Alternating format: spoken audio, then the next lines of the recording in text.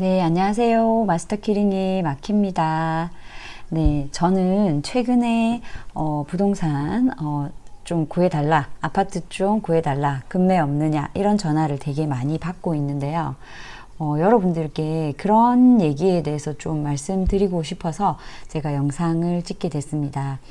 지금 사람들이 이제 금매가 다 빠졌고 가격이 반등한다고 하니까 마음이 급해지시는 분들이 또 있으시더라고요. 그래서 제가 아직 그 정도는 아니다. 물론 대장 아파트나 굉장히 좋은 걸 사려면은 지금 금매가 현재 빠진 상황이기는 한데, 과연 그렇다면 우리가 살 게 없는지 그것도 확인해 보기 위해서 제가 영상을 찍고 있거든요. 그래서 지금 저희가 왜 부동산 공부를 해야 되는지, 지금 과연 그렇게 급하게 생각을 해야 되는지에 대해서 한번 살펴보도록 할게요.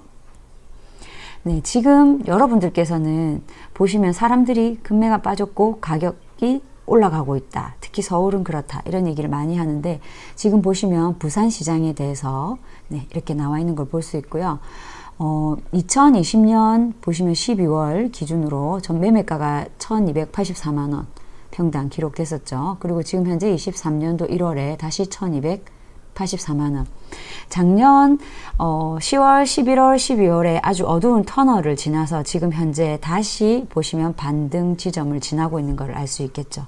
네, 이런 단순한 데이터나 그래프만 보아도 사람들의 움직임이나 관심이 있다는 것을 느낄 수 있습니다. 그래서 제가 한번 확인해 봤어요. 지금 최고 상승한 아파트가 부산에서는 어디일까요? 네, 보시면 일주일 기준으로 센텀 비스타 동원이 34평 기준, 제가 이렇게 34평 기준으로 체크를 해봤는데 8천만 원이 올랐어요. 불과 일주일 만에, 그죠? 그리고 동네 센트럴 하이츠, 네, 이렇게 4,500만 원. 근데 이것만 봐도 지금 굉장히 어떤 느낌이 드세요? 오, 벌써 많이 올랐어. 그리고 한 달 전 기준으로 한번 볼까요? 네, 두산 위브더 제니스 하버시티가 지금 보시면 1억 8천이 오른 상태로 지금 나오고 있습니다. 그리고 더샵 센텀파크가 51평이긴 하지만 1억 7천이 오른 상태로 거래가 되었습니다. 네, 이것만 보니까 사람들이 굉장히 불안해할 수밖에 없는 거. 그리고 저한테 삼익비치, 그리고 해운대, 그리고 광안자이, 쌍용, 금매 없느냐 이런 질문 하실 수 있겠죠. 왜냐하면 지금 각 구의 대장 아파트들이 움직이기 시작했기 때문이죠. 그래서 제가 뉴스를 한번 검색해 봤어요. 그래서 지금 보시면 제가 이 사실을 확인하기 위해서 2020년도 기준으로 보시면 전세가 밀어올린 집값, 이래서 2020년 제가 맨 처음에 보여드렸던 차트 기억하시나요? 한번 볼게요. 네, 2020년도 기준으로 지금 가격이 거의 온 상태라서 사람들이 이제 반등을 보이고 있다고 말씀을 드렸죠. 그래서 제가 뉴스 기사를 2020년도 기준으로 3주 만에 1억, 네, 김포 집값 폭등했다. 그리고 비규제적인 수영구 아파트 자고 나면 가격 올라. 네, 이 시점에 이런 뉴스들이 많이 나온 것을 보여드리면서 2020년도 아파트 매매 가격 현황을 보여드립니다. 그래서 광역시가 이렇게 많이 오른 거, 네, 상승한 거, 수도권 뭐 말할 것도 없겠죠. 이게 바로 불과 2년 전이고 제가 좀 전에 맨 처음에 보여드렸던 그래프처럼 지금 현재 2년 전 가격으로 완벽하게 돌아간 상태죠. 매매 가격 자체가. 하지만 이게 평균가라는 거죠. 그리고 대장 아파트는 그렇게 많이 내리지 않았기 때문에 다시 또 반등 치고 가는 것도 또 빨리 올라가는 모습을 볼 수 있었는데 지금 오늘 2023년 4월 23일 기준으로 서울 아파트 값이 3개월째 낙폭이 둔화되고 있다고 이렇게 기사가 났고요. 그리고 부산도 아파트 값이 지금 전국 아파트 값 하락률에서 부산이 3위예요.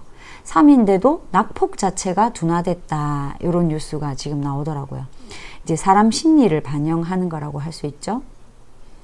그래서 보시면 서울 같은 경우에는 매수 심리가 이렇게 반등으로 올라가는 거 보이시나요?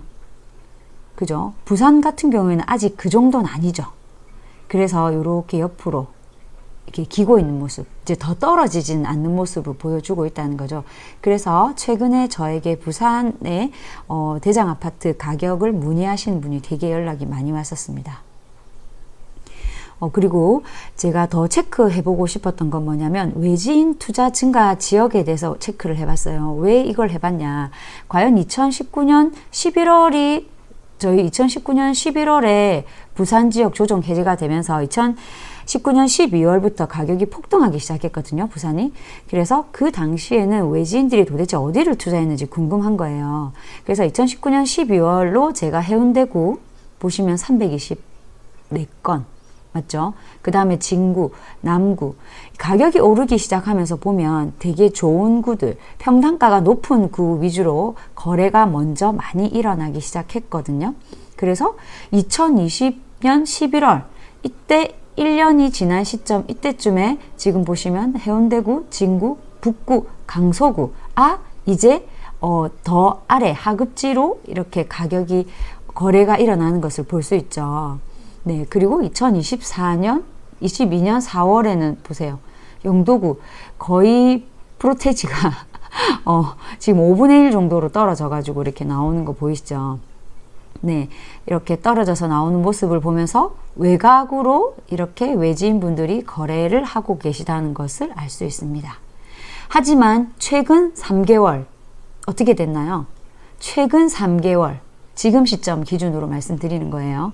수영구, 해운대구, 진구, 강서구, 사하구 이런 기준으로 지금 거래가 회복되고 있는 모습 보이시죠? 거의 2배 가까운 거래량이 늘어나고 있는데 저희가 2019년도부터 보시면 해운대, 수영구, 네, 동래구 요 기준으로 지금 거래가 많이 일어나면서 지금 최근에도 반등 모습 보이는 것을 외지인 투자 증가 지역으로도 체크할 수 있겠죠. 그리고 보시면 지금 월별 거래 현황이 부산하고 해운대구가 어떻게 됐나요? 보세요. 해운대구 반등했죠. 그리고 수영구 네 반등했습니다. 역시 대장구들이 먼저 이렇게 올라가는 모습을 볼 수 있네요. 그래서 최고가 아파트 순위를 제가 2023년 1월 1일 기준으로 지금 현재까지 오늘까지 제가 체크를 해봤는데 평수도 제가 보시면 31평에서 국민평형 35평까지 이렇게 한번 체크를 해봤습니다. 보면 해운대 같은 경우에는 트럼프 월드 센터, 마린시티자이 역시 좋은 곳들이 지금 최고가를 찍고 있습니다. 그죠?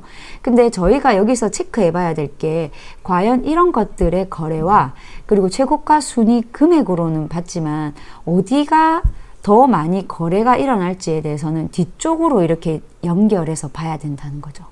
1등만 보면 안 돼요. 뒤쪽으로 지금 금액이 어느 정도 34평 기준으로 형성되고 있는지를 보시면서 체크를 해야 되겠죠. 그리고 수영구 상익비치가 84 기준으로 그죠 14억이죠. 근데 여러분 29평 기준으로 얼마일까요? 제가 왜 이 질문을 드리냐면 최근에 저한테 전화 오신 분이 84 기준으로 요 금액을 지불하기에는 지금 갭도 크고 부담스러운 거예요. 하지만 여러분 제가 뒷장에서 말씀드릴게요. 생각해 봐야 될 게 지금 이 34평 기준으로 이 가격을 유지하고 있단 말이죠. 그러면 사람들은 어떻게 생각하느냐? 이거보다 아래 단계인 것을 금액이 좀 더 싼 거를 구매를 해야겠다. 이렇게 생각을 하시는 것 같아요. 왜냐하면 투자자분들이 전화가 오셨기 때문에 저는 이런 고민을 같이 할 수밖에 없었고 보시면 현대아파트 같은 경우 수용구 얼마예요? 여기 재건축 아파트죠? 네, 요렇게 지금 최근 거래가 이루어지고 있어요. 그래서 최근 저에게 전화가 가장 많이 온 곳들이 어디냐면 볼게요.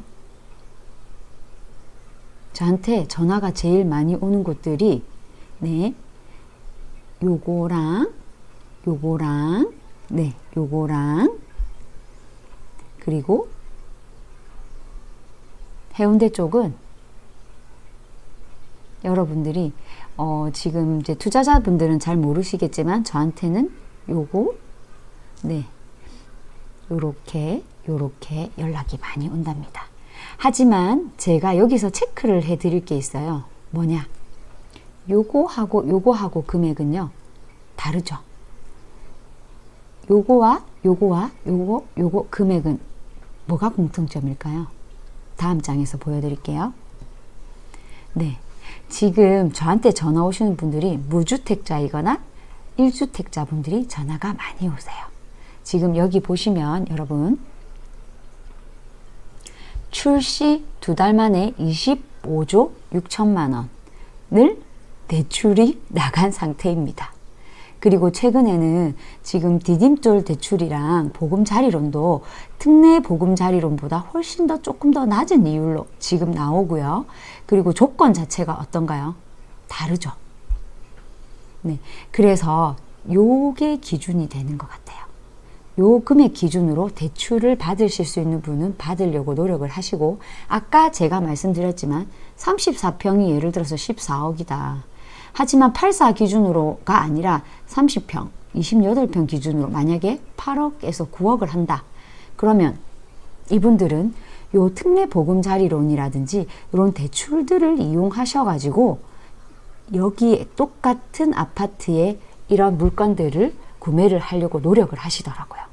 이게 지금 현재 투자를 하려고 하고 일반 이제 무주택자에서 1주택자 분들이 보고 있는 트렌드를 제가 읽을 수 있었습니다. 현장에서 바로 느끼는 거 제가 여러분들에게 전달해 드리고 있고요. 지금 보시면 보세요. 올해 제가 4월 30일 기준으로 1분기 아파트 매입 30대가 40대를 추월했다. 원인이 뭐냐? 특례 보금자리론의 수혜 역량. 그리고 아까 말했지만 대출금리가 지금 조금 하향되고 있는 추세입니다. 부동산 원 보시면 1분기 아파트 연령대별 거래 현황이 거래 신고 8만 건 중 보시면 30대가 신고가 2만 건이래요. 어마어마한 양이죠.